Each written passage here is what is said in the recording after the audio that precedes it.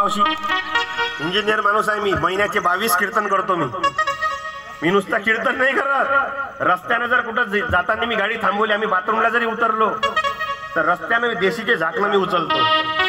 140 रुपये किलो आहे देशीचे झाकणं. वर्षाचे 7 ते 8 किलो झाकणं विकतो मी. उद्योग आहे तो, असाची गोष्ट नाही आहे. आमच्या आजकाल उद्योग समजत नाही. आता पहा बरं, इथं सध्या 2च माणसं सुखात आहे. एक साऊंडवाले आमचे चिलाटे भाऊ आणि दुसरा महाराज. कार्यक्रम झाले का त्याचे पकले ना माये पकले, म्हणून सावधान. उद्योगी का आता मी एकटा काही करू शकत नाही. हे 5 लोक माझ्यासोबत आहे. आता पहा, हे खंजेरी वाद्य वाजवतो मी.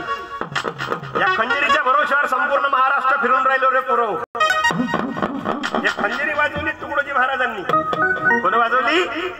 तुकडोजी महाराजांनी हे खंजेरी वाजवली. याला चामडा आहे बकरीचं. काय चामडा आहे? बकरीचं. हे आहे ना खंजेरी, याला चामडा आहे बकरीचं. बकरी जिवंत असते तर काय म्हणते रे?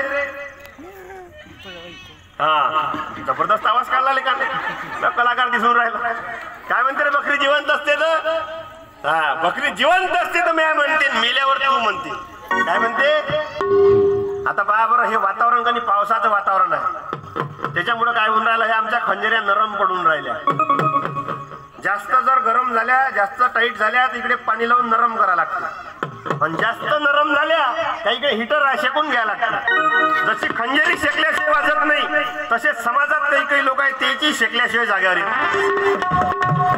त्याची शेकासाठीचा कार्यक्रम आहे. जसं बकरी जिवंत असते तर जिवंत बकरी काय म्हणते?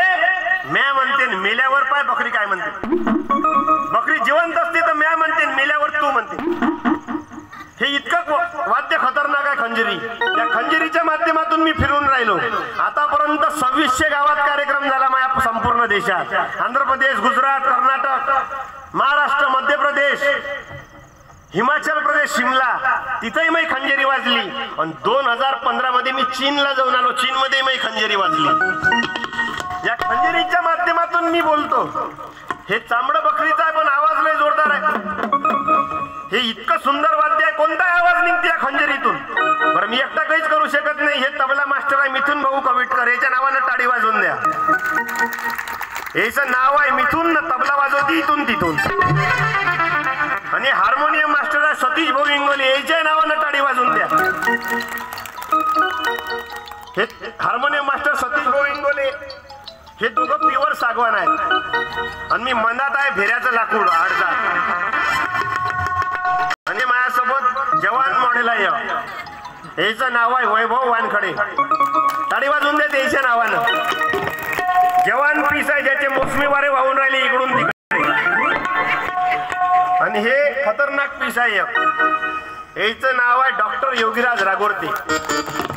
हे मॉडेल जुनं आहे पण फायरिंग ओके आहे. हे अमरावतीला गोपालनगरला डॉक्टर आहे.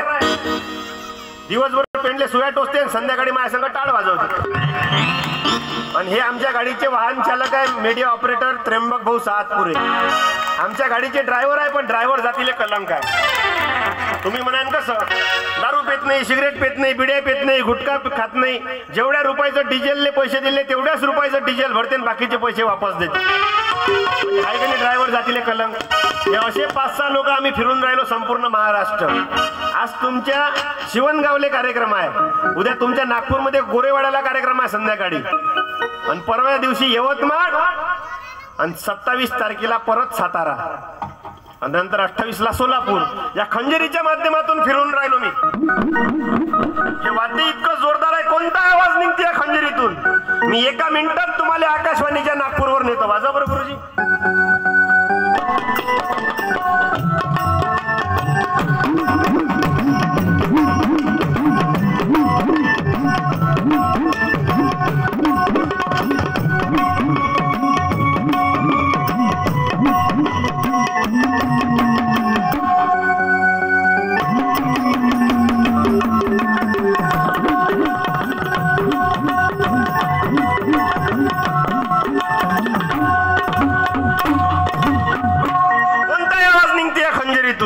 बरं, एक खंजेरी वाजवली तर आकाशवाणी नागपूरचा आवाज, आणि 2 खंजेऱ्या जर मला एकत्रित आल्या तर गुजरातचे लोक दांडिया खेळते. काय खेळते?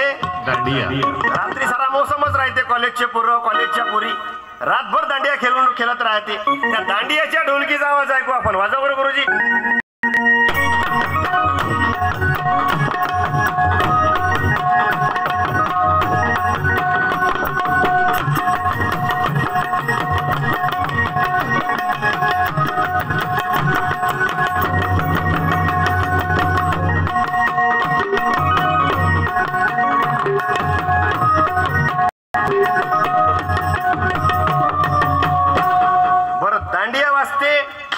पंजाबचे लोक भांगडा खेळते. काय खेळते?